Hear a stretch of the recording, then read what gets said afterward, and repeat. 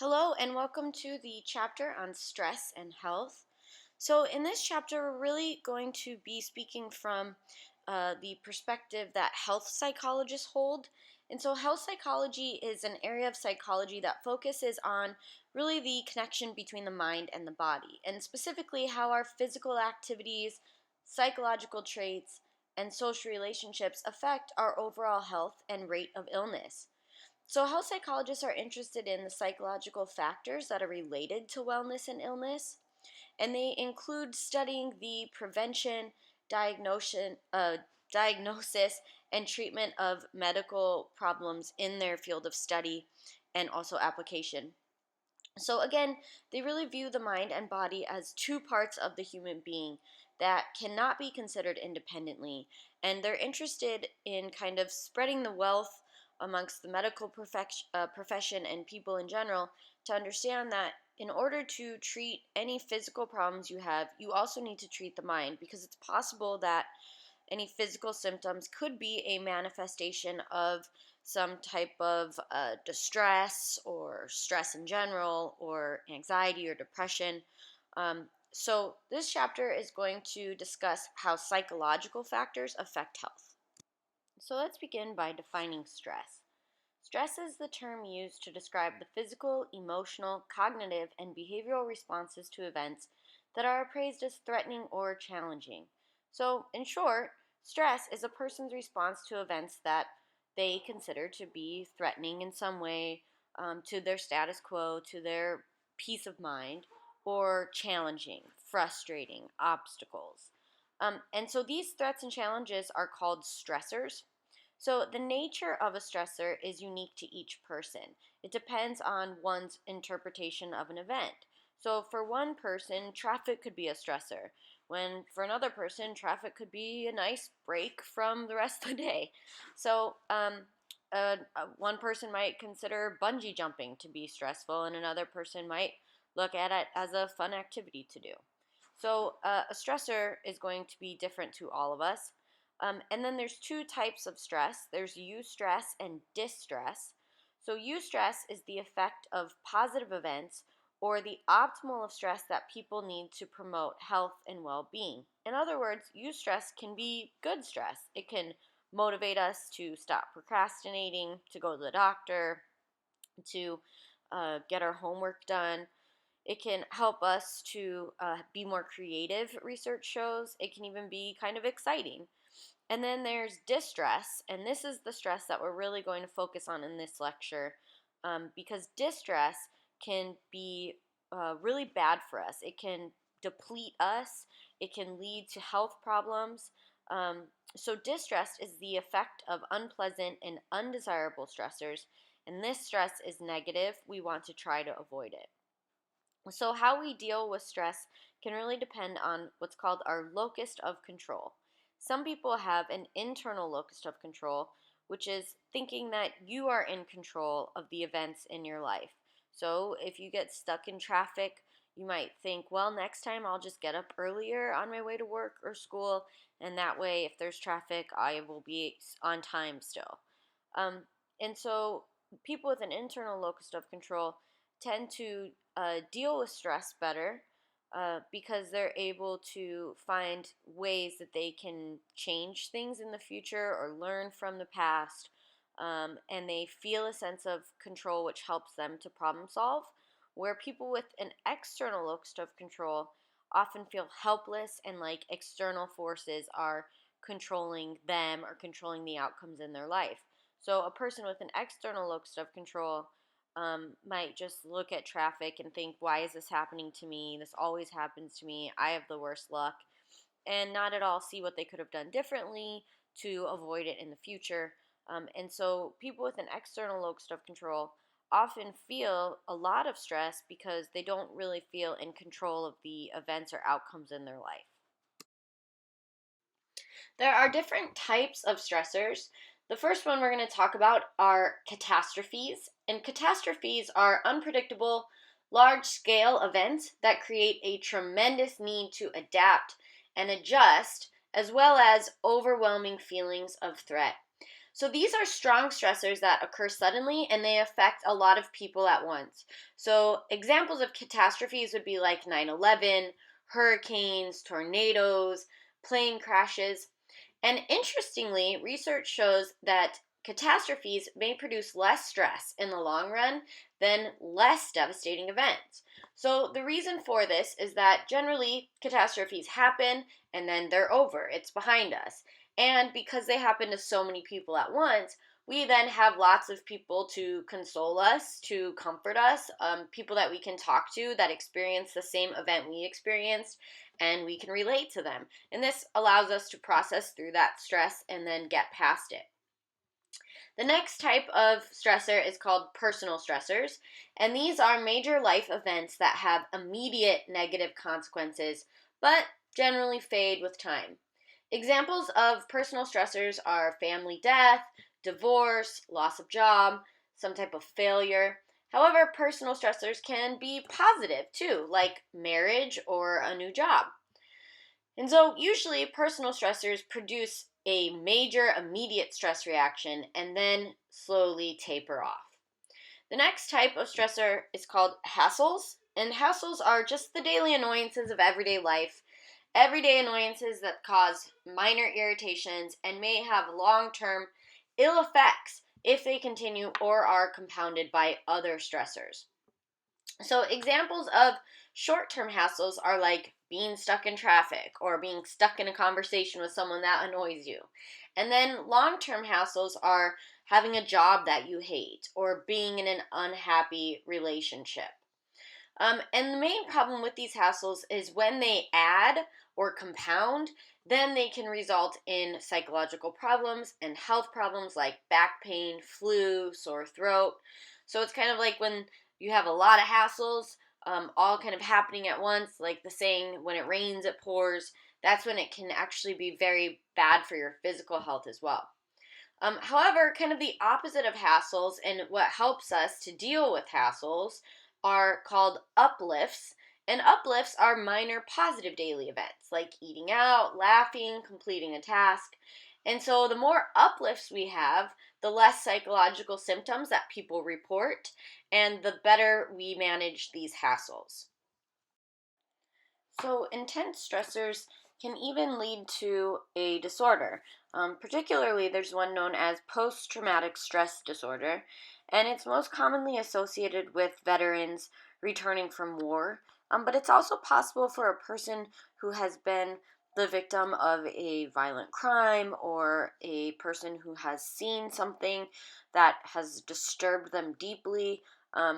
Any person that's suffered through some type of trauma is eligible to have post traumatic stress disorder. So, post traumatic stress disorder is a phenomenon in which victims of major catastrophes or strong personal stressors feel long lasting effects that often include re experiencing the event in vivid flashbacks or in nightmares. Episodes of PTSD can be triggered by anything, but often they're triggered by a loud noise or something in the environment that stimulates some memory of the traumatic event. Generally, people with post traumatic stress disorder have a variety of symptoms, including emotional numbing, interpersonal problems, sleep difficulties, and many of them will use drugs and alcohol as a way to self medicate for this disorder. Suicide is also associated with post traumatic stress disorder. In fact, a veteran commits suicide every 65 minutes. There are many different things that can create psychological stressors.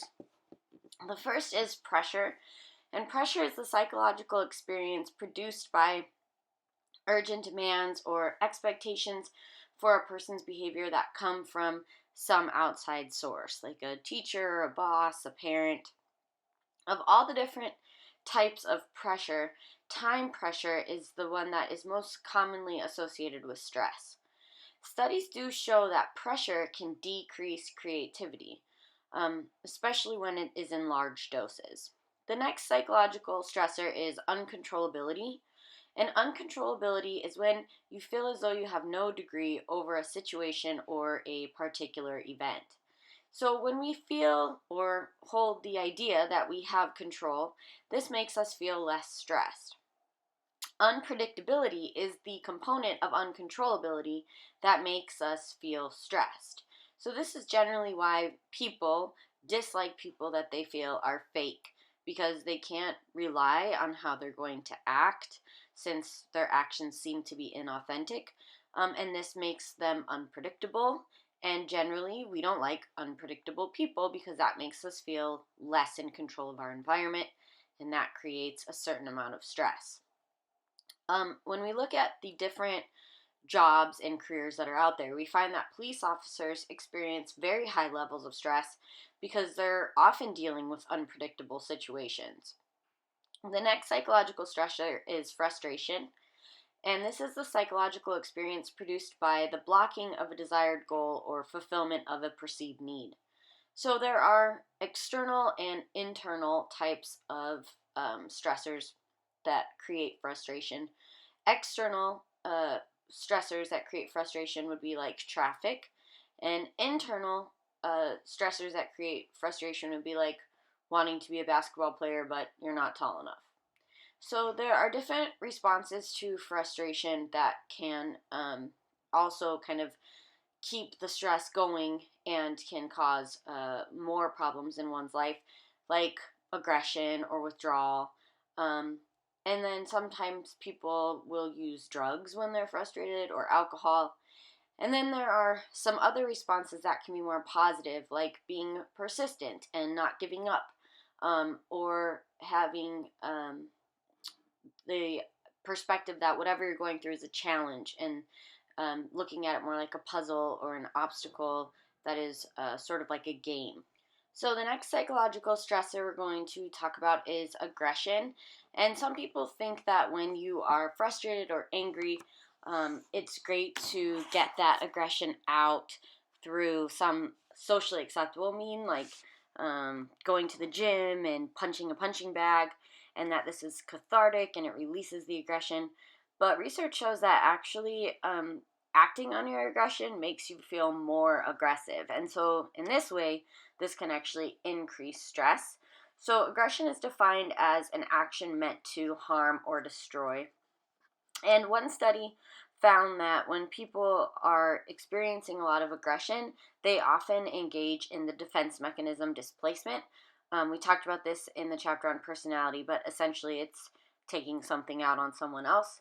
And so when we look at women who are murdered and were in relationships where they were abused, we find that unemployment is one of the factors that is most highly correlated with the murder of abused women. In fact, if a abuser becomes unemployed, then their partner is 4 times more likely to end up murdered. Obviously, conflict can create a lot of stress, and there's different types of conflict. The first type is approach, and this is conflict that occurs when a person must choose between two desirable goals. So it's the best kind of conflict, really, because it's a win-win. It's easy to resolve, and it's not very stressful. So, for example, would you like chocolate cake or red velvet cake? Either option is going to be a good one.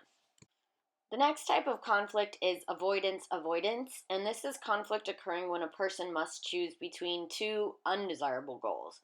So this could be considered a lose-lose situation, or when you're stuck between a rock and a hard place. And this, of course, is much more stressful than approach conflict. So an example of avoidance would be like, would you rather have back pain or surgery? Neither option is that ideal. Approach avoidance is a conflict that occurs when a person must choose or not choose a goal that has both positive and negative aspects. So in other words, there's only one goal, and that goal has both pros and cons. And this is the most stressful of all conflicts. So marriage is a good example of approach avoidance conflicts because there are pros to getting married and there are cons to getting married. But at some point, many of us will make the choice to either go ahead and get married or not get married, even knowing that there are both positive and negative aspects to it. The next conflict is called double approach avoidance, and this is a conflict in which the person must decide between two goals when each option has both positive and negative aspects.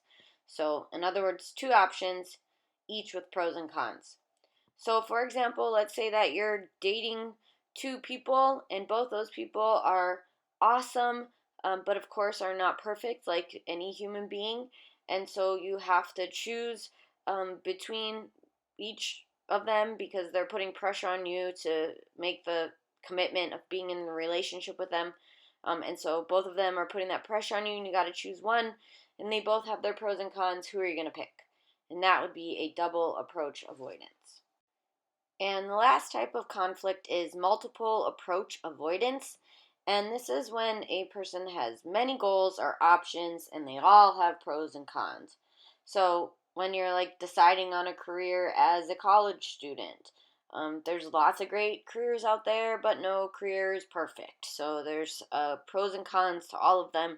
You have to choose which one you're going to go with. So now we're going to look at physiological factors.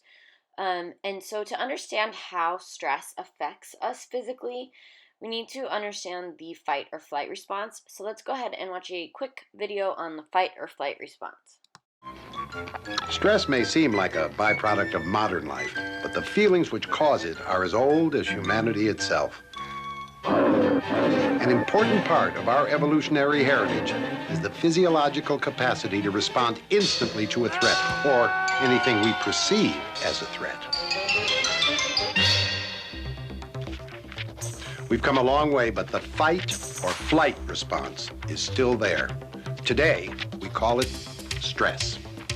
This innate reaction automatically prepares us for direct and decisive action. Unfortunately, our body responds the same way even when direct physical reaction is no longer appropriate. So our body is wired to go into this fight or flight response whenever we perceive a threat, a challenge, a stressor.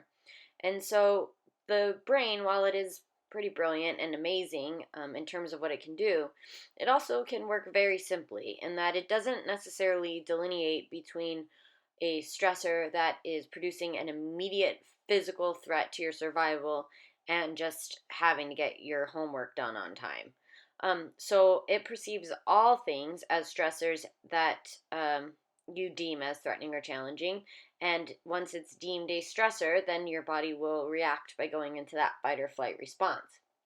So your first reaction to stress usually then is biological because the body tries to defend itself. And so it prepares for this defense. And this calls on the sympathetic nervous system, which causes adrenaline to rush, pain insensitivity, which is why people can like lift cars when they have a ton of adrenaline, scale fences, wounded soldiers keep fighting because they can't necessarily feel that pain. But the body can't stay in this defense mode forever, so continued stress eventually weakens bodily function. And a weak body makes us more susceptible to disease because of the deterioration of the body tissue and also the lessening of our T cell count. And so, psychophysiological disorders then are medical problems influenced by an interaction of psychological, emotional, and physical difficulties. Some examples include high blood pressure, headaches, fatigue, and the list goes on. Okay, go ahead and pause the video here, head on over to Moodle, complete lecture activity number 1, and when you've finished, return to this point in the video. See you then. General adaptation syndrome is the 3 stages of the body's physiological reaction to stress, which includes alarm, resistance, and exhaustion. So these are the sequence of events that the body goes through when it is adapting to a stressor. And this syndrome suggests that a person's response to a stressor consists of these 3 stages. The first stage is called alarm mobilization, and this occurs when the body first becomes aware of the presence of a stressor. It's when the sympathetic nervous system is energized, hormones are released that increase heart rate, blood pressure, and blood sugar. And this leads to the next stage, which is called resistance. And in this stage, the body works to fight the stress. And early stages of alarm lessen as the body settles into the sympathetic nervous system and resists the stressor. Hormones like noradrenaline are released, which lessens pain sensitivity, for example. And then we move into stage 3, which is exhaustion, and this is when the body runs out of resources. Some physical symptoms of exhaustion include high blood pressure, weak immune systems, and psychological symptoms include inability to concentrate, heightened irritability, and in severe cases, even disorientation and loss of touch with reality. When the stressor ends, the body is then able to replenish its resources. In a busy world with unending work and responsibilities piling up, stress can get to the best of us. But how bad is it for you, really? Can stress actually kill you? From a biological perspective, stress makes perfect sense. If you're about to get chomped on by a bear, your stress hormones better kick your butt into gear. But it turns out that your mortgage, unemployment, and looming exam all trigger the same stress response in your body. And unlike most animals, which eventually experience a major decrease in these hormones, humans can't seem to find the off switch. Even though it's not life and death, our psychological woes consistently bathe our bodies in these hormones, making our heart pound, muscles tense, and stomach turn. In Japan, they have the term karoshi, which literally translates to death from overwork. In what is now deemed an overworking epidemic, these individuals who are seemingly healthy and in their prime suddenly die. After being officially recognized and documented in Japan, these sudden heart attacks and strokes were quickly linked to stress. But how does stress cause this? Cortisol is one of the main stress hormones, which helps divert energy to where you need it and away from non-essential functions of the body. But with chronic stress exposure, problems arise. The immune system shuts down, inflammation is inhibited, white blood cells are reduced, and susceptibility to disease increases. Some evidence also suggests that prolonged stress may be involved in the development of cancer. When looking at the arteries of macaque monkeys, those under significant stress have more clogged arteries. This prevents blood from getting to the heart quickly during stress and can ultimately lead to heart attacks. The brain also takes a toll. When looking at mice exposed to stress, we see dramatically smaller brain cells with fewer branch extensions than normal mice. This is particularly prevalent in the areas associated with memory and learning, which may stir up some memories for you of those wonderful all-night study sessions. The acute stress and sleep deprivation can make it increasingly difficult to remember the things we want to. Perhaps the most telling story is in our DNA. We contain something called telomeres at the end of our chromosomes, which decrease in size with our age. Our video on aging here explains this process. Eventually, the telomeres run out, at which point the cell stops duplicating and dies. So telomeres are directly related to aging and length of life. And it turns out, stress may actually accelerate the shortening of these telomeres. But not all hope is lost for the perpetually stressed. Another hormone, oxytocin, has been shown to reduce this stress response. It helps your blood vessels relax and even regenerates the heart from stress-related damage. So how do we get more oxytocin? It's sometimes dubbed the cuddle hormone because it's released during positive social interactions and while caring for others. People who spend more time with others create a buffer or resilience to stress. So when life gets the best of you, just remember, you don't have to go it alone. Spend some time with those you love. It may just save your life. Got a burning question you want answered? Ask it in the comments or on Facebook and Twitter. And if you want the inside scoop on upcoming episode ideas and behind the scenes, check out our personal Instagram and Twitter handles. And subscribe for more weekly science videos. Psychoneuroimmunology, or PNI, is the study of the effects of psychological factors such as stress, emotion, thoughts, and behavior on the immune system. Studies have found that stress triggers the same response in the immune system that infection triggers. And PNI suggests that stress may overstimulate our immune system, causing it to attack our body tissue instead of attacking bacteria and viruses. And this can lead to allergies and arthritis. Or it can decrease our immune system response, which ultimately lowers white blood cell production. And this allows cold germs to multiply and cancer cells to spread. Studies have also found that the suppression of immune system functioning can continue even after stress is over. So PNI experts found that stress has three main outcomes or consequences. Direct physiological effects like elevated blood pressure, decrease in immune system functioning, increased hormonal activity, and psychophysiological conditions. Harmful behaviors like increased smoking and alcohol use, decreased nutrition and sleep, and increased drug use. And finally, indirect health-related behaviors like decreased compliance with medical advice, an increase in delays in seeking medical advice, and decrease in the likelihood of seeking medical advice. What is psychoneuroimmunology? Psychoneuroimmunology is a relatively new science which is all about how our minds influence our immune system. And there's been a lot of research now which has shown that how we think and what we feel has a direct effect on how our immune systems function. I suppose it's not so unusual for us to recognise that when we're feeling run down, when we're feeling depressed or anxious, we're more likely to pick up colds and flus and that kind of thing. A lot of the research that's been done has been done with cancer patients and AIDS patients, and it's been shown that people who use psychological interventions like hypnotherapy will live longer, than people who don't use those sorts of techniques.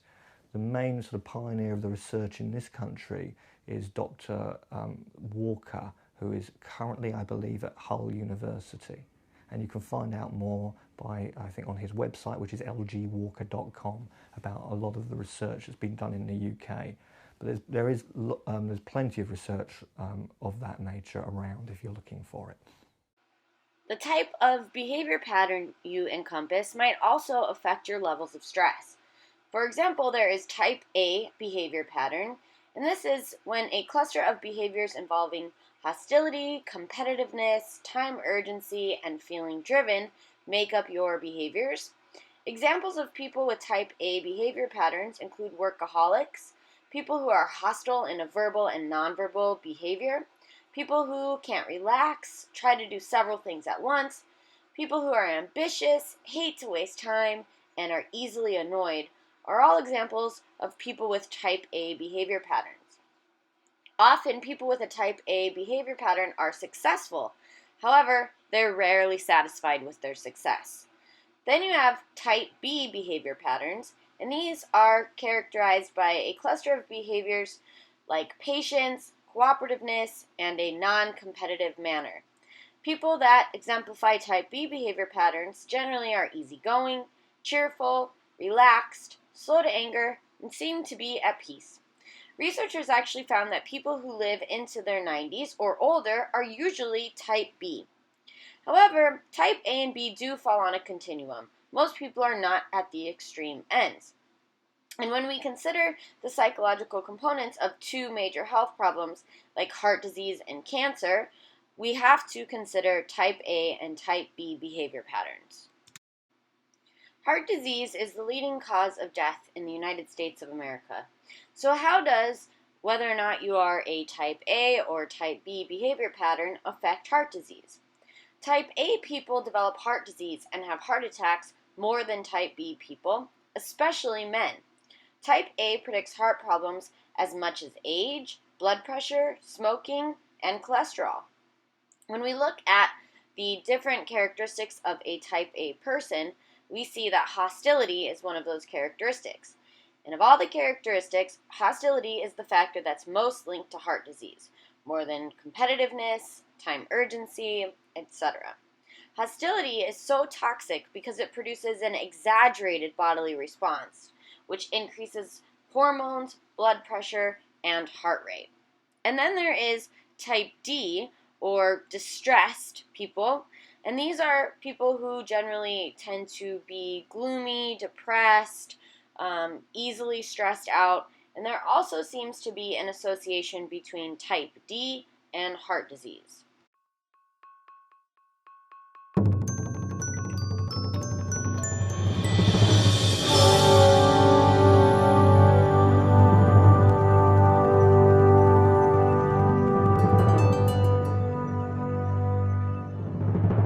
Type A was first described in the 1950s here in San Francisco. Cardiologists Meyer, Friedman, and Rosenman, and here was their original formulation.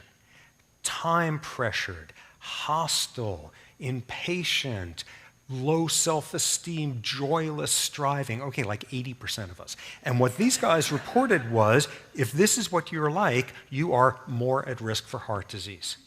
Cardiologists hated these guys. You're some 1950s Ozzie and Harriet cardiologist, and all you're thinking about is heart valves, and here's these guys instead saying, no, you got to sit down your patient and talk with Christ. Who wants to talk to their patients and say, okay, so you're in the supermarket and you've picked the line that's going the slowest, you go out of your mind. That has something to do with heart disease. Huge resistance in the field, and it took decades to become absolutely clear from all the meta-analyses. Type A is for real big time. If you have a type A profile, you are more at risk than if you smoke, than if you have elevated cholesterol levels, than if you are overweight. In terms of heart disease, it's a huge risk factor. And one of the things that's emerged in this field in recent years is a recognition of one of the key components of the type A profile, something that is now referred to as toxic hostility. And this is this attributional style where anything that happens in the world around you is proof that they're out to get you, they're out to get you preferentially, and the only way to protect yourself is have the knives out 24/7.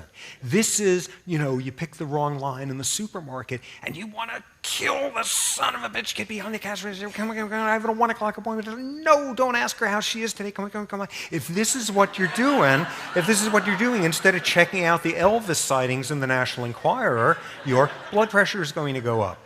And if this is what you're doing every time somebody could have held the elevator door open for you but didn't, you are going to cumulatively damage this system.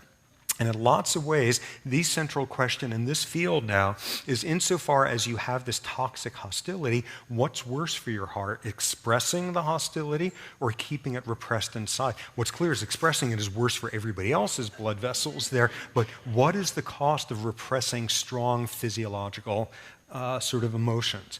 Okay, so that's stress and heart disease. Actually, one might wonder, how is it that these guys ever figured out about type A personality? How did they discover this? And I got to hear this story some years ago from the horse's mouth himself. Meyer Friedman, cardiologist, first described it. Died a few years ago in his 90s and was seeing patients up until the end. And as he used to say, I'm still type A, but I'm a type A tortoise now. And here was the story he would tell about the discovery of type A personality. Okay, 1950s, he and his partner had this cardiology practice, San Francisco, everything was fine. There was this one weird problem they were having, which was they were spending a fortune having to reupholster the armchairs in the waiting room. What is this about? Who knows? It's just part of the overhead. Every month the upholsterer comes in, a chair or two to fix. 1 month, the upholsterer is on vacation, replacement upholsterer comes in, takes one look at the chairs and discovers type A personality. Says, what is wrong with your patients? Nobody wears out chairs this way. And this is what it looked like. What you see is the front 2 inches of the seat, the front 2 inches of the armrest are torn to shreds like beavers are in there, dwarf beavers all night going on there. What is this? This is what a type A individual looks like when they are not just figuratively, but literally clawing at the arms of their chair there. This is them squishing and moving around. This is what an individual with a type A profile looks like when they're sitting in their cardiologist's office waiting for getting a result.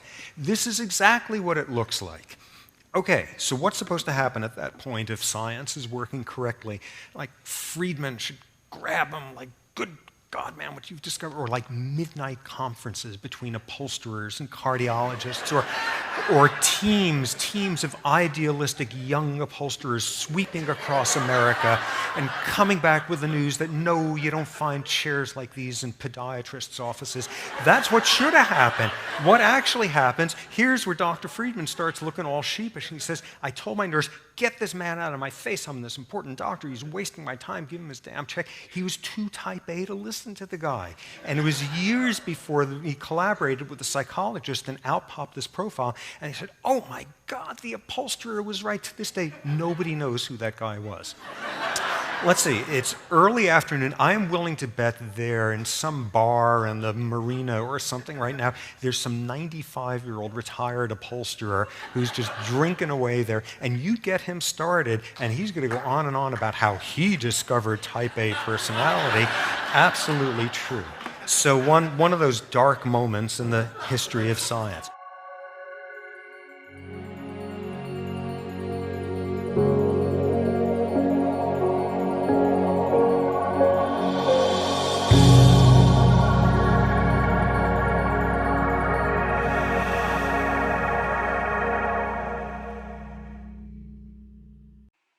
Cancer is the second leading cause of death in the United States.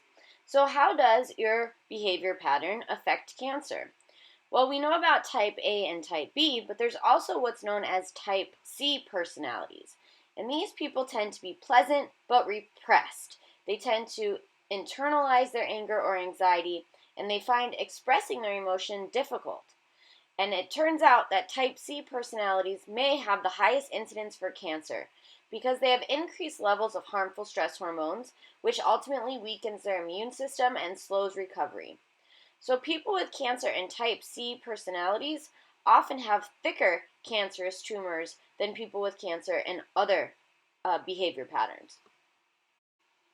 Evidence suggests that cancer patients' emotional state affects the disease's course. In a 10-year study of women that had had mastectomies, 3 months after the mastectomy, patients were asked about their psychological state. And they fell into one of 4 categories: stoic acceptance of their cancer, hopelessness, a fighting spirit, and denial. So people that had stoically accepted their fate and try not to complain, as well as people who felt hopeless about the likelihood of overcoming the cancer, they ended up having the lowest survival rates. In fact, most of them had died after 10 years. Whereas people that had a fighting spirit, in other words, they believed they would overcome the disease and began taking steps to prevent reoccurrence, and people that had denial, saying that the removal of the breast was preventative and they didn't believe they actually had cancer in the first place, these people had the highest survival rates. In fact, most of them were alive after 10 years. So studies show that positive emotions, like the fighting spirit, lead to killer cells, which control the size and spread of cancer cells. And studies show that psychological treatment for cancer patients can extend their lives. In fact, women that were receiving psychological treatment for cancer lived up to 1.5 years longer than women who did not get psychological treatment. Inside all of us lurks a serial killer. A killer whose primary function is to kill and then kill again. These are cytotoxic T cells, a specialized member of our white blood cells. They patrol our bodies, identifying and destroying virally infected and cancer cells, and they do so with remarkable precision and efficiency. There are about 5 million T cells in a teaspoon of our blood, engaged in the ferocious and unrelenting battle to keep us healthy. These amorphous blobs move around quite rapidly, pushing out their leading edge and probing their environment as they go. When a cytotoxic T cell finds a cancer cell, membrane protrusions rapidly explore the surface of the cell, checking for the telltale signs of cancer. They kill their targets using poisonous proteins visible here in red. These cytotoxic granules move down special pathways in the cell called microtubules to the interface between the T cell and the cancer cell. The T cell punctures the surface of the cancer cell and delivers its deadly cytotoxins.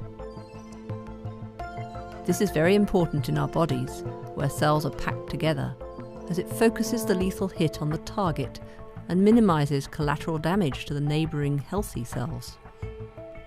The fate of the cancer cell is sealed. The T cell then moves on, hungry to find another victim.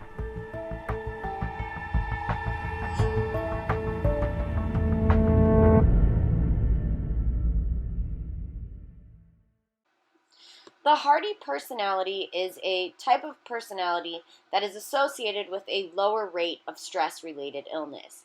And people that have hardiness tend to be the most successful at coping with stress. So a hearty personality consists of 3 components. First of all, challenge. And so the way that a hearty person views challenge is as an opportunity for growth. They see that change is an incentive, not a threat. The second component is commitment.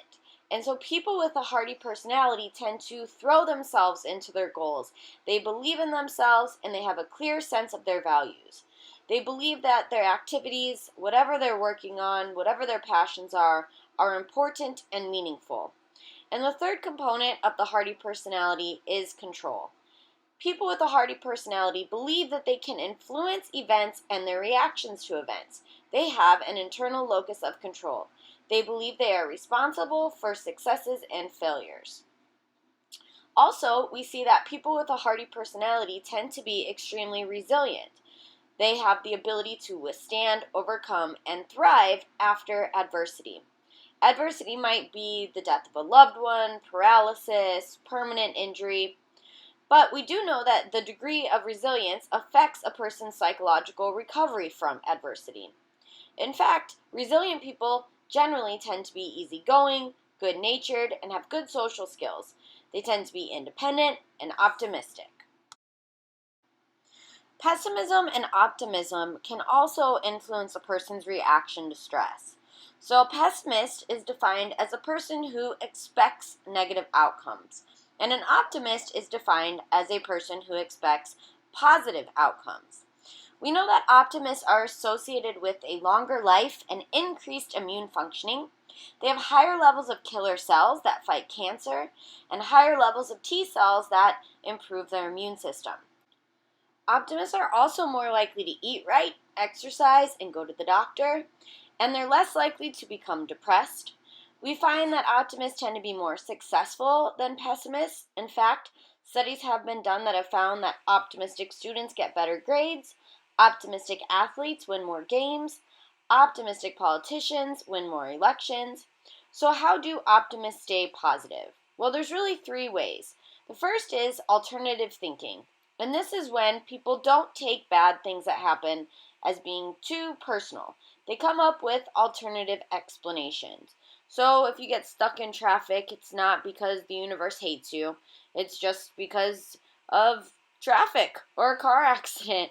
But it's not a personal attack against you. Downward social comparison is making yourself feel better by comparing your performance or where you are in life to a less competent person. So this can sound kind of negative, like you're looking around just thinking about all the ways in which you're better than people. However, I like to think of it more as trying to have an attitude of gratitude, and instead of constantly comparing upwards and looking at Kobe Bryant's basketball skills and being depressed that you don't have that same shot, look around at the people in traffic that have their windows rolled down on a hot day and are sweating profusely, and feel grateful if your AC in your car is working. So this is downward social comparison. It's something that you do internally, quietly to yourself, where you just express gratitude for the good things in your life. So downward social comparison wouldn't be going up to someone and saying, I felt really bad about myself, and then I saw your face, and now I feel a lot better. That's not the idea. It's a more internal, positive, grateful attitude. And then the third thing that optimistic people do to stay positive is they relax. So some of the social factors in stress involve overcrowding, which could be traffic, a lot of people living in a small space together, poverty, lack of money, medical care, noisy environments, increased rate of illness, violence and drug abuse, overcrowding. These are all some of the things that come with the territory of poverty that increase stress. Job stress, which is often due to a heavy workload, a lack of variety or meaning, feeling a lack of control or decision-making power, working long hours, poor physical work conditions, or a lack of job security. One thing that psychologists recommend is to try to watch out for employee burnout if you are an employer. So burnout is negative changes in thought, emotions, and behaviors as a result of prolonged stress or frustration. So a lot of times students feel this way towards the end of the semester, but it's particularly problematic when it really gets to be profound in the workplace, when workers have extreme dissatisfaction, pessimism, a desire to quit, and a lower job satisfaction. We know that joining social groups within organization lowers burnout and helps people to rediscover their motivation, which also, in turn, lowers burnout. So we all have different ways that we cope with stress, and some of these ways we may not even be aware of. So just to be clear, coping is the effort to control, reduce, or learn to tolerate all the threats that lead to stress. So there are some common methods of coping, some of which are more effective and healthy than others. The first is emotion-focused coping, and this is where people try to manage their emotions in the face of stress by really trying to change the way they feel or perceive the problem. So for example, they might accept sympathy from others, they might look on the bright side, they might look at the stressful situation as a learning opportunity, and emotion-focused coping is a really effective way to manage stress when you can't really change a situation. The next method of coping is problem-focused coping, and this is where people try to modify the stressful problem or the source of the stress by developing a plan of action. So if you're stressed about bad grades, you can start a study group. If you're stressed about things going on in your family, you can go to the spa and get a massage. So we use problem-focused coping when we think that we can change something about a situation. Then there's avoidant coping, which is wishful thinking or the use of drugs and alcohol. And this is the least effective method of coping with stress. In fact, it usually results in postponing dealing with the situation, which often makes the stress or the problem worse.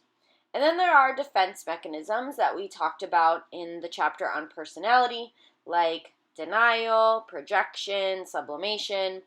And these are unconscious strategies that people use to reduce their anxiety by concealing the source of the anxiety to themselves and others.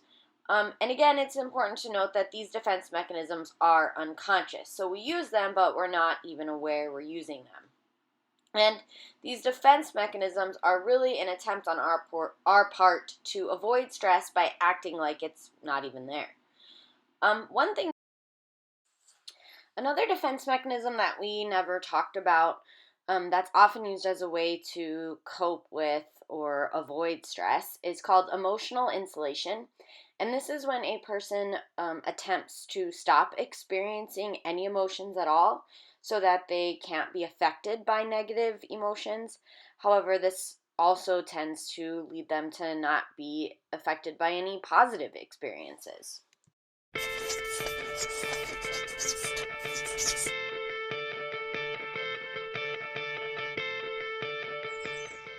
Watch this. One little piece of paper can have a remarkable effect. Stress is stressful. But if you understand a bit about what it is, you'll be better able to deal with it. First, though, take a few deep breaths. In fact, do that anytime you feel stressed. It helps. Stress is a survival mechanism. When danger appears, it can get you out of trouble quickly. Your body crashes up the gears and throws all its resources into getting you moving.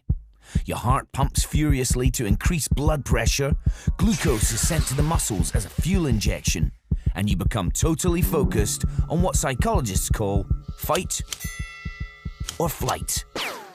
Thing is, this emergency state is only meant to last just long enough to get you out of danger. But here in the 21st century, we stress about different things, and for much, much longer. Your brain and body stay on red alert, and you'll be less able to think clearly, learn, or remember things. Take a few more deep breaths, because as you now know, stress is a physical reaction, and deep breathing helps to counteract its effects. So, what else can you do? Okay, top tips to reduce stress. First, get plenty of exercise. Let out all that locked up energy. Now, back to the problem. Get in control. Scope out the situation and how you're going to tackle it. Don't stress alone. Talk to someone. Socialize and have a laugh. You can't laugh and quake with fear at the same time. Get down with nature on a big or small scale. And if your mind won't stop worrying, give it something else to do instead.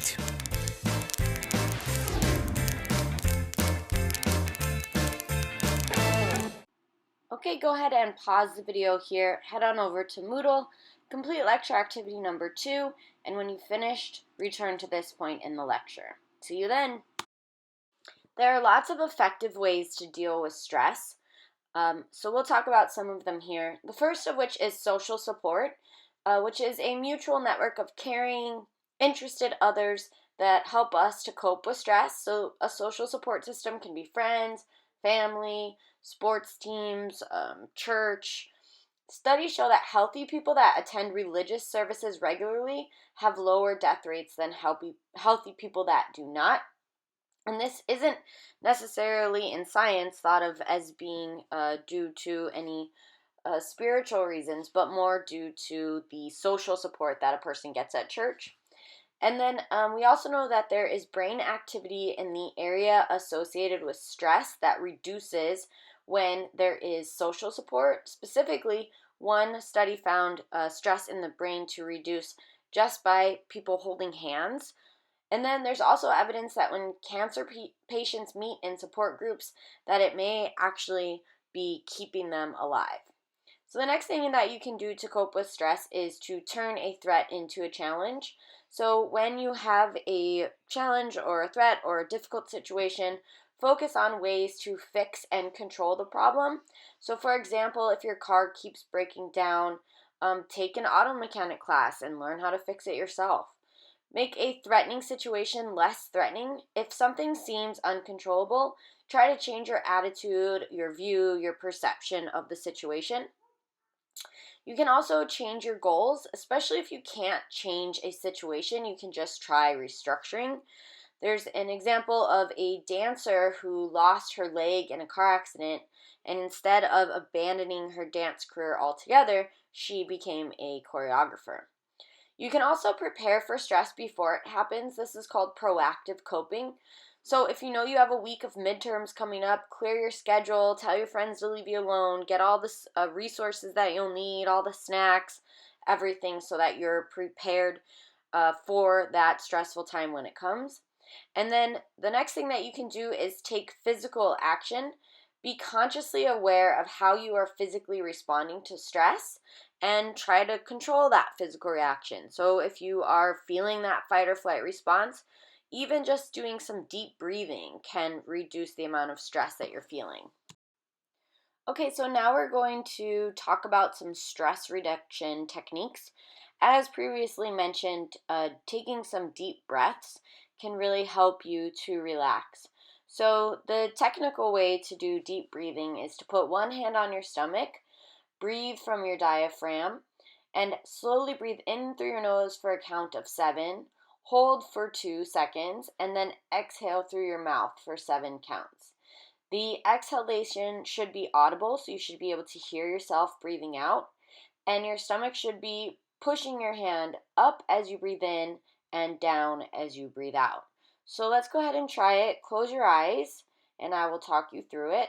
So once your eyes are closed, breathe in through your nose, 2, 3, 4, 5, 6, 7. Hold for 2, 1, 2, and breathe out through your mouth, 2, 3, 4, 5, 6. In through your nose, 2, 3, 4, 5, 6, 7. Hold for 2, 1, 2. Out through your mouth, 1, 2, 3, 4, 5, 6, 7. In through your nose, 2, 3, 4, 5, 6, 7. Hold for 2, 1, 2. Out through your mouth, 2, 3, 4, 5, 6, 7. Okay, that's deep breathing. Okay, the next stress reduction technique is called muscle relaxation. And this is where you tense and relax muscles one at a time throughout your whole body as you breathe deeply in and out. So go ahead and follow along with this video and try out muscle relaxation.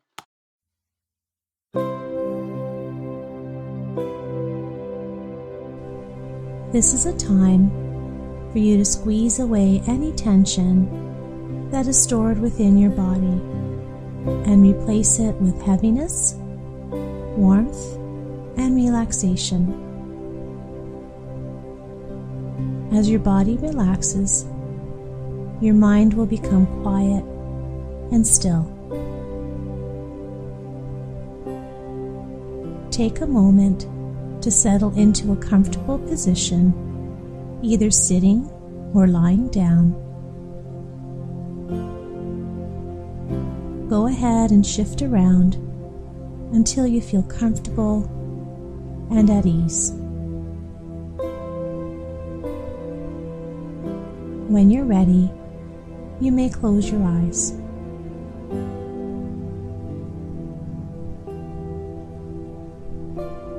Take in a nice deep breath through your nose. And now sigh it out through your mouth.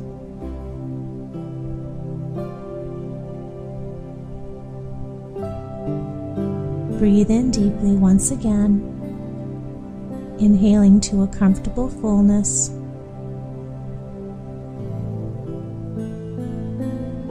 And sigh it out.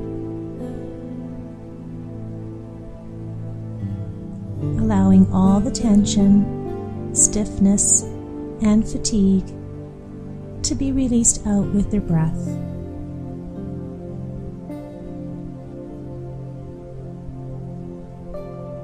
Now let your breath return to a natural flow. Allow it to unfold at its own comfortable pace. And each time you breathe out, allow the tension from your body to drain away.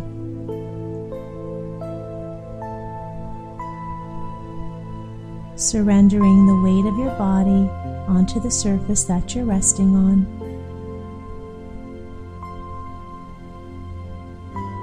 In the next few minutes, I will guide you to squeeze and release your muscles, to let go of more and more tension, and to replace it with heaviness, warmth, and relaxation.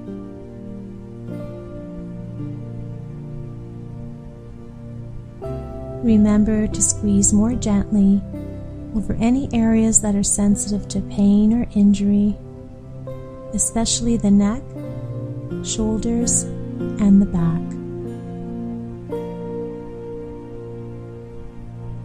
Let's begin. Bring your attention now to your legs and feet.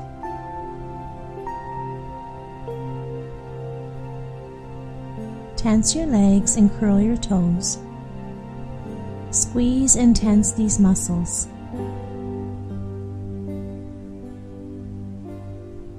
And now all at once, release and let go.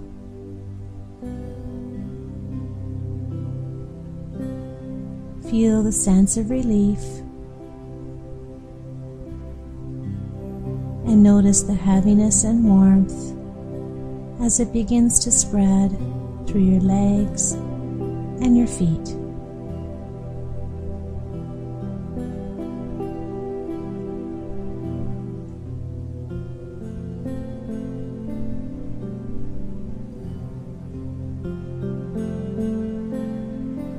Draw your attention now to your hips and buttocks. Tense these muscles by squeezing tightly. Feel the tension building. Now let it all go.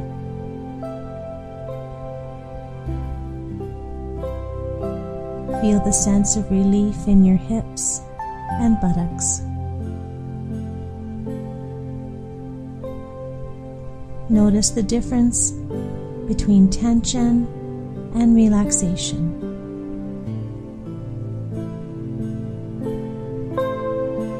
Feel the heaviness and warmth in your feet, legs, hips, and buttocks.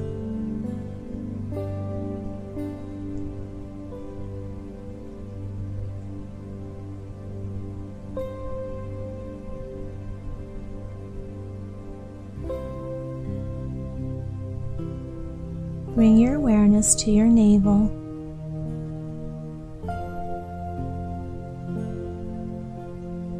Tense this area by pulling your belly button down towards the spine.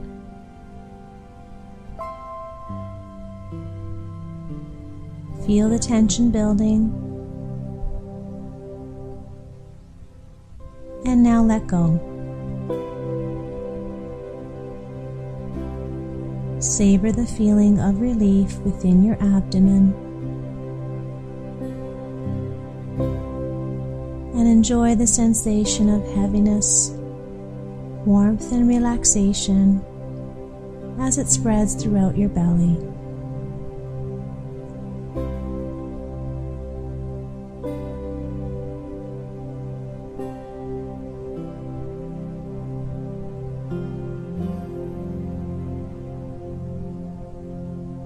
Bring your awareness now around your heart and lungs.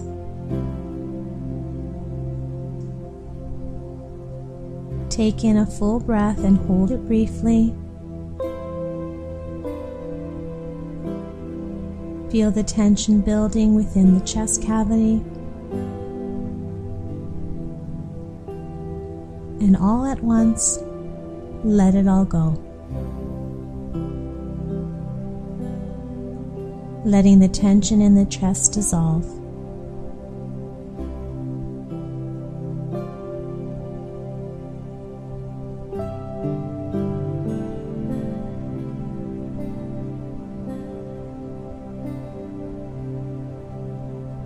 Draw your attention to your back.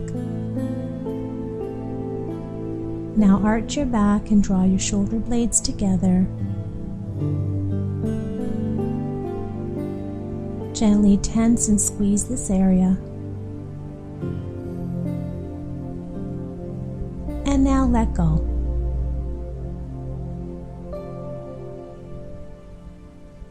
Releasing the muscular tension.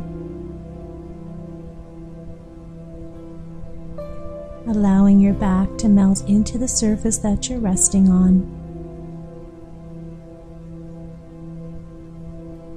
Feel the heaviness and warmth in your navel, chest, and back.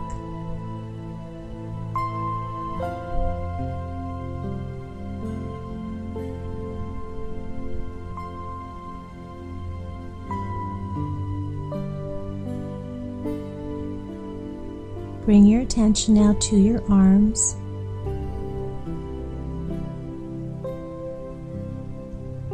Tense your arms while squeezing your hands into fists.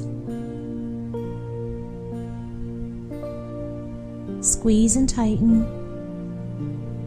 Feel the tension building all the way up from your hands to your shoulders. And now let go. Feel the sense of relief within your hands and arms. Allow your arms to rest comfortably at your sides.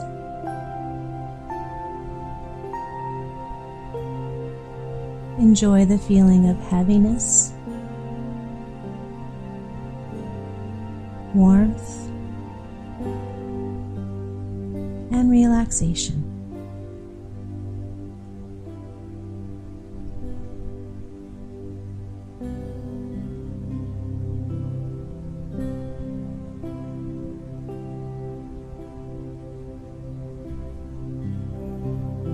Scan your awareness to your shoulders. Raise your shoulders as high as you can. Gently squeeze the muscles and feel the tension in your shoulders and neck. And now drop and release. Allow your shoulders to relax and soften. Feel the heaviness and warmth in your hands, arms, and shoulders.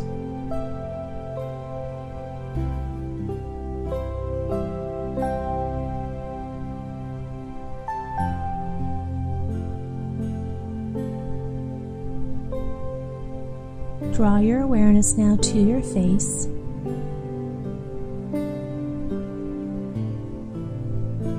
Squeeze your eyes shut. Put your mouth into a forced smile. Clench your jaw, and then raise your eyebrows. Squeeze all these muscles in your face. Feel the tension building. And now release. Feel the sense of relief in your eyes, mouth, jaw, and forehead.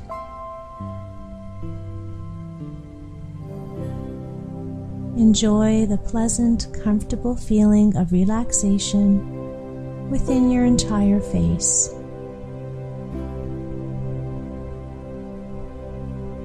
Enjoy the heaviness, the warmth, and relaxation.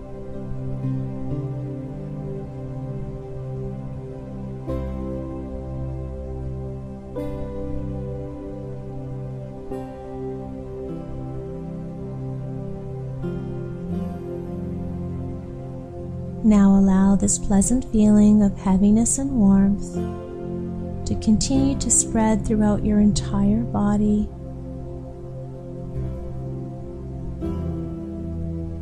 And enjoy the feeling of calmness it creates.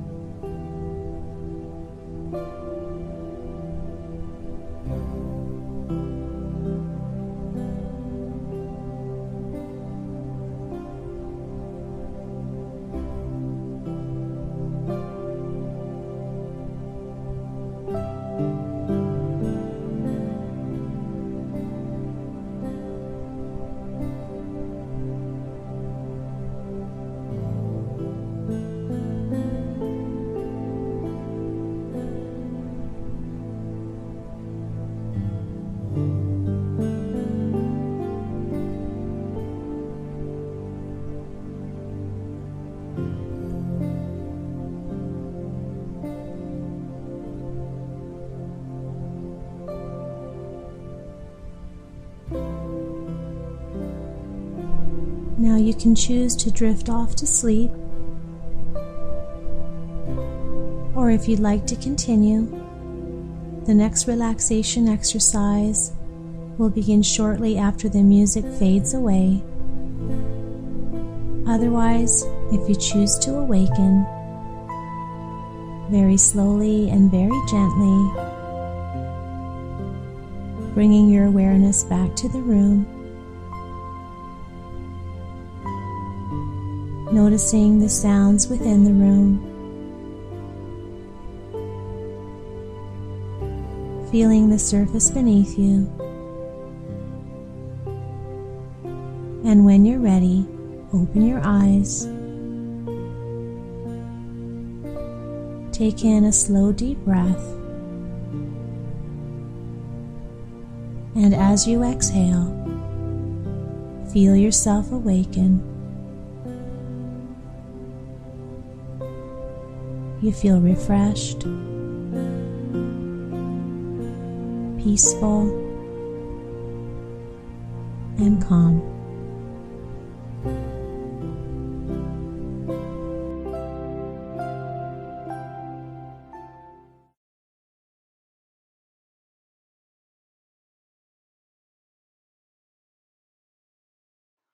Guided imagery is where you listen to a story and you try to visualize the story and only the story in as much detail as you can without letting external thoughts enter in your mind.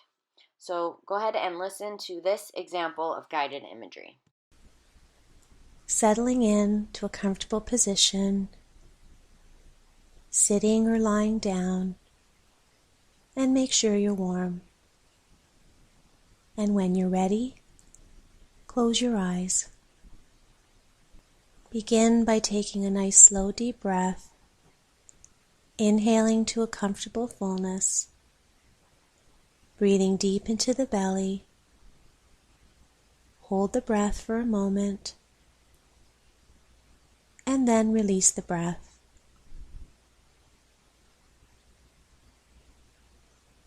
Again, breathing in, sending the warm energy of the breath to any part of your body that feels tense or sore. And then releasing the tension with the exhale.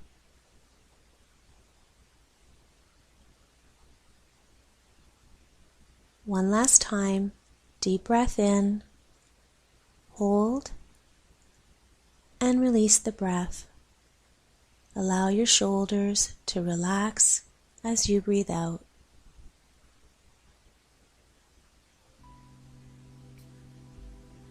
Now imagine yourself on a beautiful beach on a warm summer morning. The salty sea breeze feels warm and moist against your skin. And the sun has almost finished its ascent into the brilliant blue sky.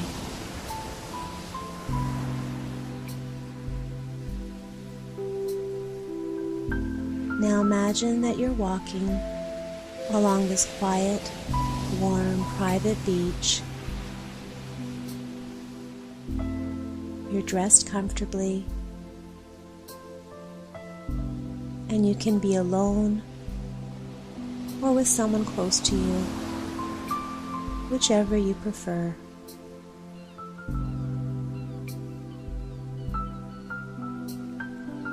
As you walk along the water's edge, you feel the coolness of the damp sand underneath your feet.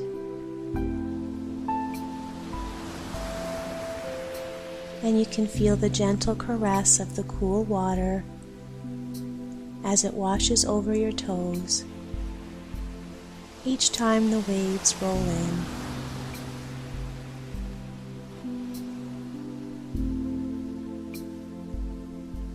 As you continue to walk, you feel relaxed by the sound of the rhythmical rolling of the ocean waves as the waves roll in and as the waves roll out.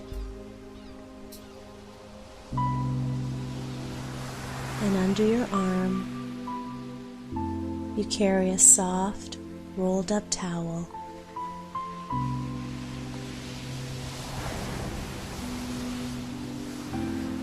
You turn away from the water's edge and you look at the soft, white, warm sand. And you choose a place where you can sit alone and be still.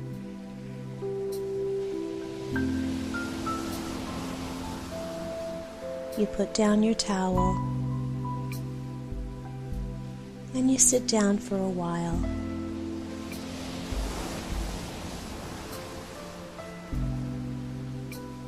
You feel the warmth of the sand beneath you, and it feels soothing against your hips, your legs, and your feet.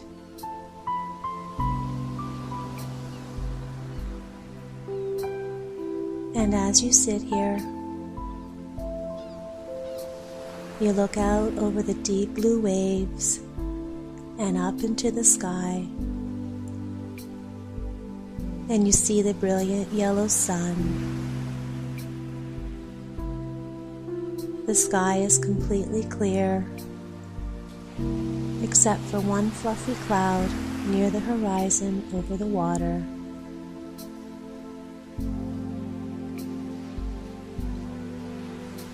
And as you sit here on the warm sand, you feel the gentle warmth of the sun on your body. The soothing sensation of the warm sun relaxes your head, your face, your shoulders, your arms, your back, your legs, and your feet. You feel very relaxed and very calm.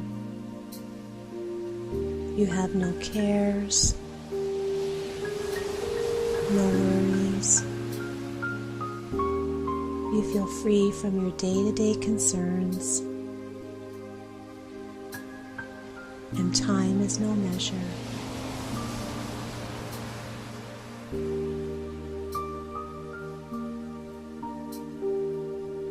For the next few minutes, continue to enjoy this pleasant sensation of stillness and peace, warmth and quiet.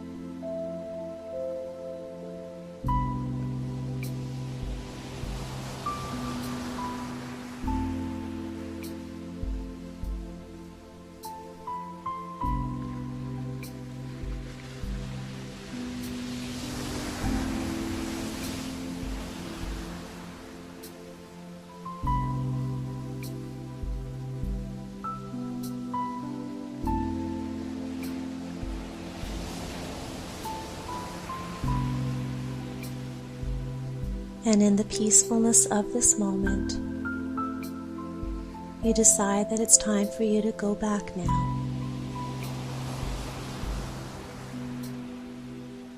Taking in the serenity of this place one last time.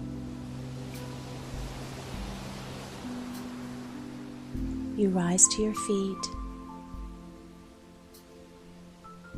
and walk slowly back up the beach along the water's edge.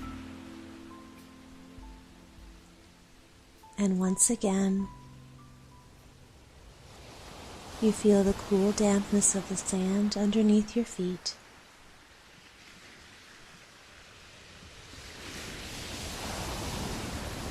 You continue to walk along the beach from where you came, feeling relaxed, peaceful, and at ease.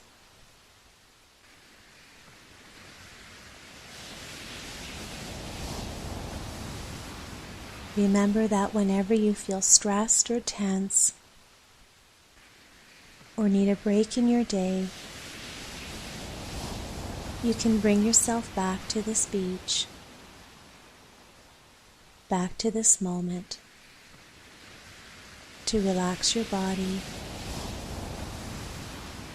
and to relax your mind.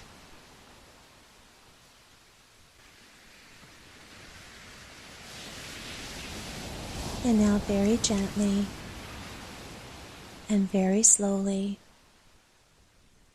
coming back into the room, becoming aware of the sounds within the room, feeling the surface beneath you,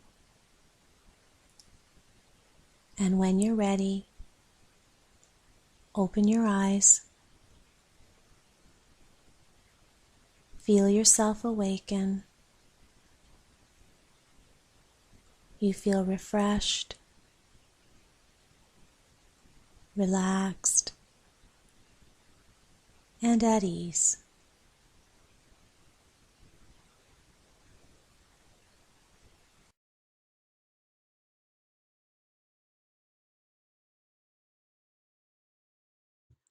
Other stress reduction techniques include therapeutic massage, which is used to discover where and how you hold your tension. Research shows that it reduces pain and depression, as well as increases alertness and your immune system functioning. And then there is yoga, which reduces stress, expands awareness, has the potential to deepen spirituality, and increases flexibility. It also decreases physical problems like arthritis, back pain, digestive disorders, insomnia, diabetes, migraines, varicose veins, and obesity. So go ahead and follow along with this yoga video that you can do in your chair. Do as much or as little as you feel comfortable with. This is a short sequence of yoga postures you can do on your chair at your desk, in the office, or obviously at home, at any time, just to have a little bit of a stretch and a break from what you're doing. So to start with, I'm going to sit at the front edge of the chair, sitting nice and tall and high on your sit bones, and the feet are flat on the floor in line with the knees and the hips. So we'll start with just doing a little bit of a shoulder circle here to get us moving, nice big circles. Inhale and exhale, and one more inhale and exhale. Bring the fingertips to the shoulders, inhale and exhale. Big circles with the elbows, inhale and exhale, and one more inhale and exhale. Relax the arms again and then go forwards, inhale, coming forwards, exhale, inhale and exhale, and again. And we can do that with the elbows as well, up, coming forwards, together and down. Inhaling, together in front, exhale, one more, and release. Take your arms up as you inhale, reaching up tall, and exhale, release the arms. And again, inhale, and exhale. This time we inhale, and on the exhalation, take your whole body with you, coming forwards, over the legs, into a forward fold. Relax the arms and shoulders and the head. Take a deep breath in. To come out, bring your arms forwards into space, reach forwards and then reach up. And exhale to release the arms. Bring your right foot forwards and flex that foot so you've got a long leg here. And then we're just going to lean forwards, resting on the opposite thigh. And that gives us quite a nice stretch and opening at the back of the leg here. The more you pull those toes in towards you, the stronger it gets. And also you could think about reaching your heart forwards to lengthen through the back of the body a bit more. Again, that gives you more opening through the back of the leg. Let's just take a couple more deep breaths here.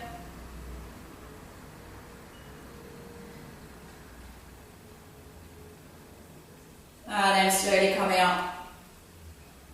And take your foot back, other side. Left foot out in front, pull those toes in towards you. Come forwards and rest into that opposite leg. Now the more you pull those toes in towards you, you can feel it in your calf, and then reach your heart forwards a bit more, and you can feel it more in your thigh. And let's take another deep breath here. And relax, coming out.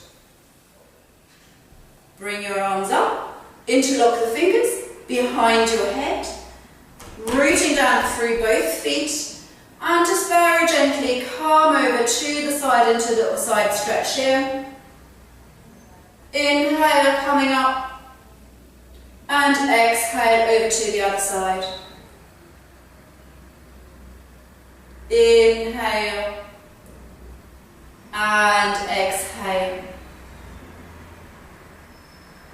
Inhale, final one, to the other side. And straighten up. Release the fingers, interlock in front and reach the hands away as you draw the shoulders back and down the body. Keep them back and down as you float the arms up. Breathe into the stretch. Allow the chest to drop away from your hands. As you open the palms of the hands up to the ceiling. Good. Take another deep breath in. And as you exhale, release and let's circle the hands down. Limbering the wrists a little. Include the fingers. Good. And shake it out. Shake, shake, shake, shake, shake, shake, shake, shake. Really down to the floor. Go for it. Shake it all off. Shake it away. Good. A good shake. It's really quite a good release sometimes. Good. Now from here we do a little twist. For that we need to turn sideways on the chair so you can see better. I'm going to turn my chair. You obviously don't need to do that. So I'm sitting sideways, comfortably on my chair, and then I'm turning towards the back of the chair. Hands can come round the sides here, and then I draw my belly, and then my ribs, and my chest, over towards the back of the chair. Keep the shoulders nice and relaxed here, and then maybe you can just look over the back of the chair, maybe you look over your back shoulder. So you've got a twist through the spine, breathing wide and deep into the ribcage here. Every time you exhale, there might be a bit more space opening up for a bit more rotation.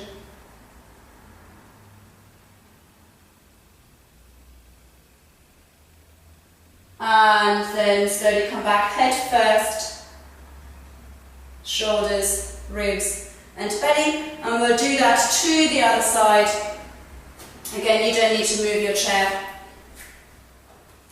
You just swivel around to the other side, hands to the sides of the back of the chair. Draw the belly back first, so it's like you're wrapping your torso around your spine from the base up. Rib cage, chest, shoulders. Maybe the neck and the head want to get involved too. And you can look over your back shoulder. Use your exhalations to soften into the rib cage, keeping your shoulders soft. And let's take another breath here. And then slowly coming back. Head first, shoulders, chest, ribs, and belly. Come to sit comfortably on your chair so you can just sit back and even lean back if you like. If your heels come off the floor because your chair might be a little bit too high for your legs, then place something underneath your feet like a block or a book or just something. So the feet still want to be flat on the floor. And you can just use the support of the back of the chair a little. We're going to do a little movement through the neck here. So let the head drop. Just let it go. And then take the chin over to the right shoulder. And then take a straight line up. to the top corner of the room, draw a line across the ceiling, to the opposite corner of the room, and then a straight line down. The chin comes down to the left shoulder, and then let the chin drop back to the chest like a pendulum, and float the head up back to the center, and then take the chin up to the ceiling, pulling a bit of a funny face, so you get a stretch in the throat. And release, coming back, and then we go over to the other side. So drop the chin over to the left, straight line up to the top corner of the room, draw a line across the ceiling, and a straight line down. Chin to the shoulder, and then back to the chest, and float the head back up. And just poke the chin away one more time. And relax. And to finish up, we'll just take 3 lovely feel-good breaths. So big inhale. Sigh the air out. 2 more.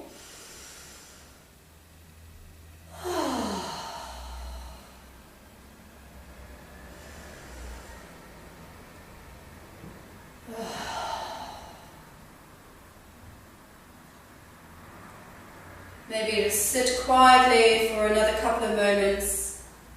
Allow yourself to settle with the practice. And then just slowly allow yourself to come back. Carry on with whatever you might have been doing before. Or maybe do something different. Maybe relax a little more. Enjoy your practice. Namaste.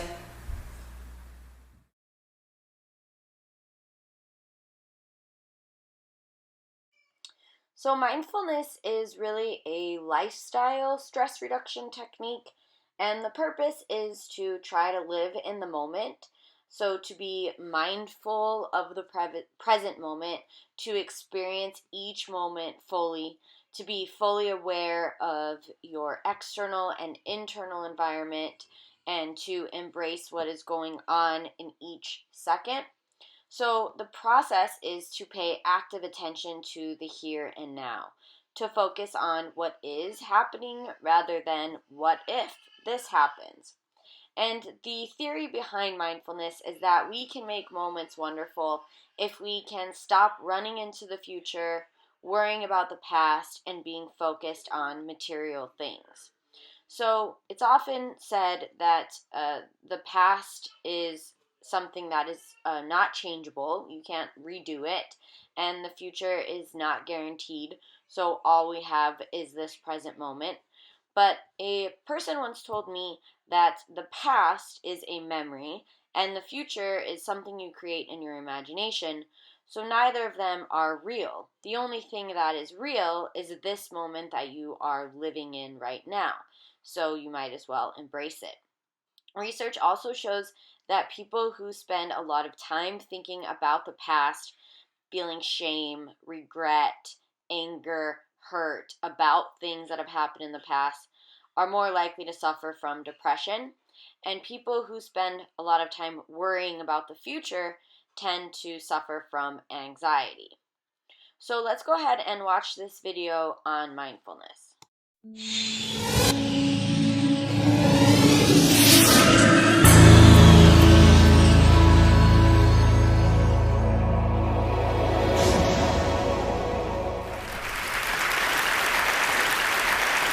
We live in an incredibly busy world. The pace of life is often frantic, our minds are always busy, and we're always doing something.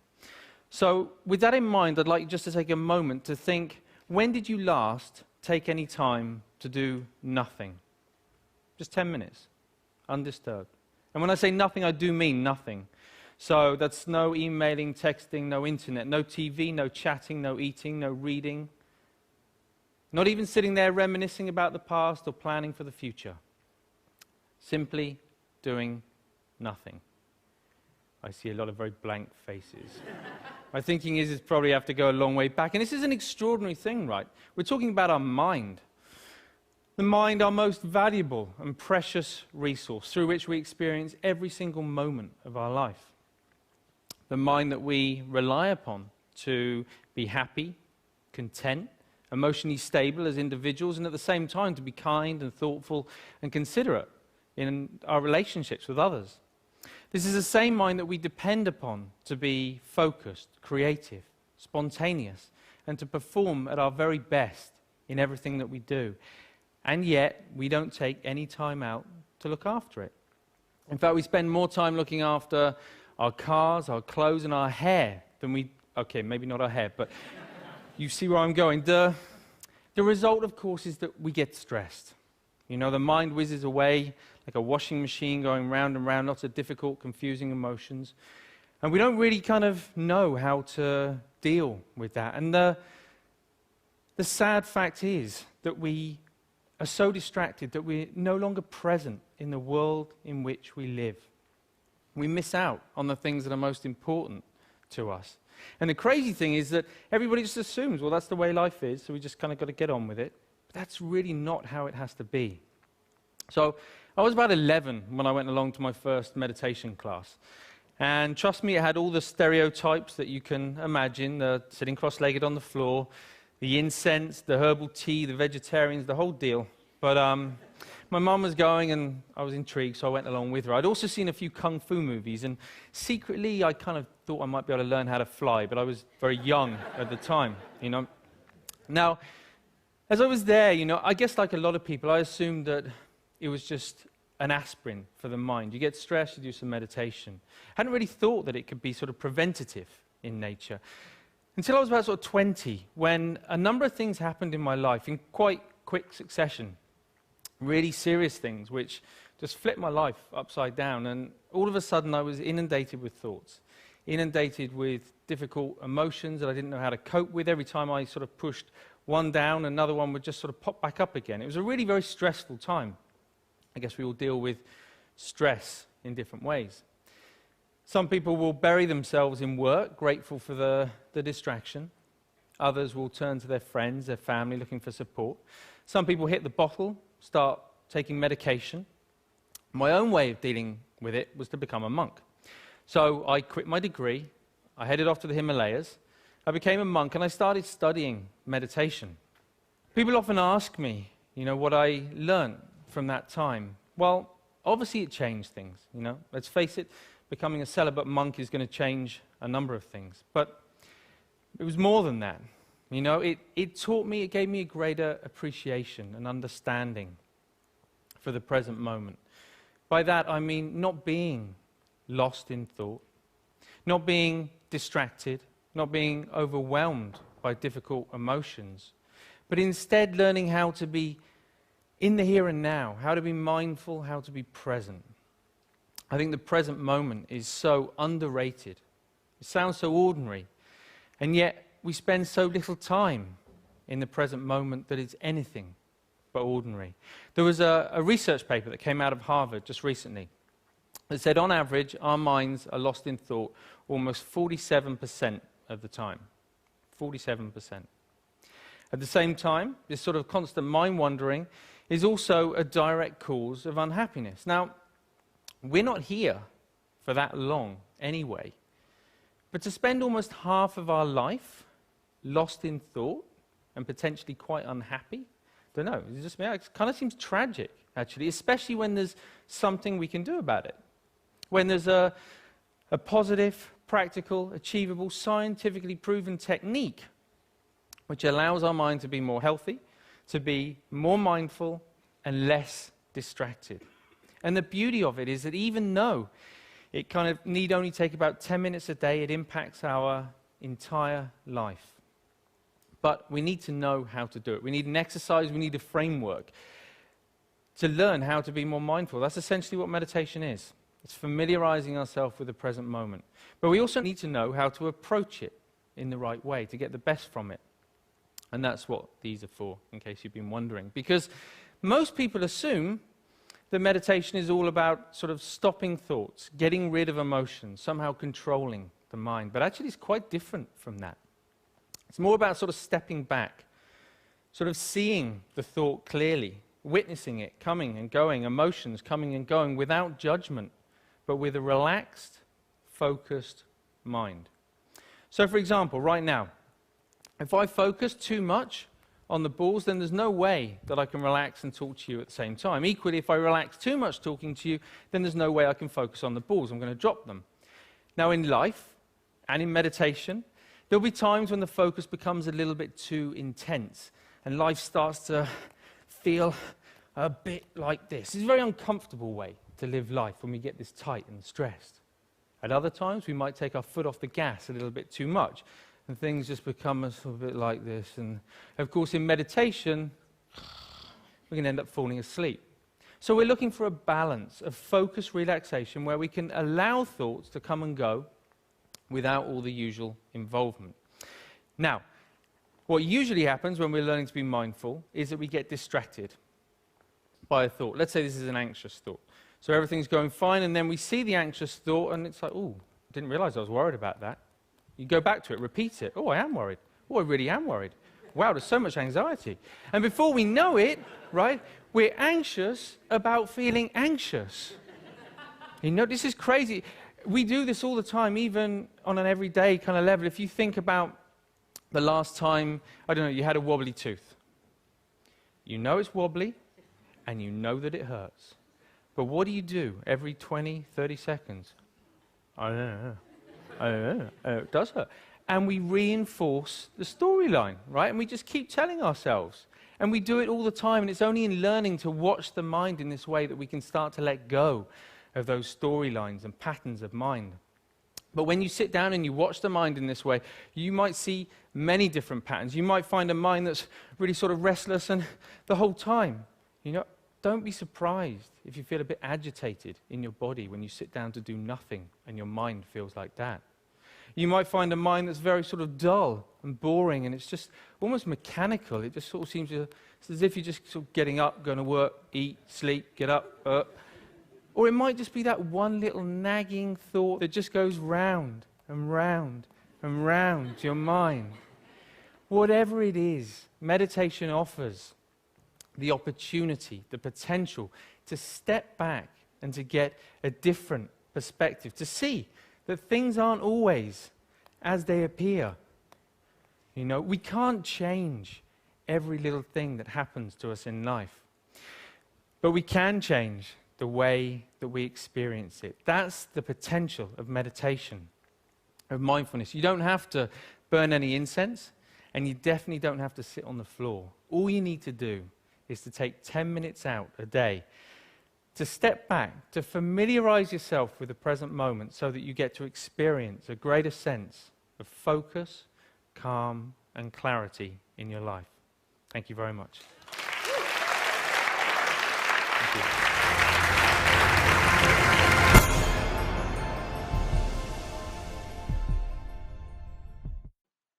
So let's talk about characteristics of happy people. Research shows that happy people share some similar characteristics. First of all, happy people have high self-esteem. They consider themselves intelligent, competent, desirable, and good. Happy people have a firm sense of control. They have an internal locus of control. Happy people are optimistic, they persevere, they achieve, and they have better health. Happy people like to be around other people. Happy people tend to be extroverted and have a good social support system. Finally, the big question: does money buy happiness? Research shows that lottery winners experience an initial increase in happiness, but then it goes back to what it was before they won the lottery. And this may be due to a general set point of happiness. In other words, we have a marker that establishes the tone for our lives. We have ups and we have downs, but in general, we have a set point of happiness that we pretty much always maintain. We also know that this general set point of happiness is most likely genetic, and we've discovered this by looking at twin studies. So twins that were adopted out to two different environments, that ultimately had a very similar level of happiness, even though they were raised in different environments. We know that most people do actually have a high well-being set point. If you look at the slide here, you'll see that when asked which face comes closest to expressing how you feel about your life as a whole, 46% of people picked the smiley face, second from the left. So, despite everything we go through, turns out most of us are pretty happy. Okay, so that concludes this lecture. You'll want to head on over to Moodle and complete the last lecture activity, as well as make your first forum post. Have a great day. Bye.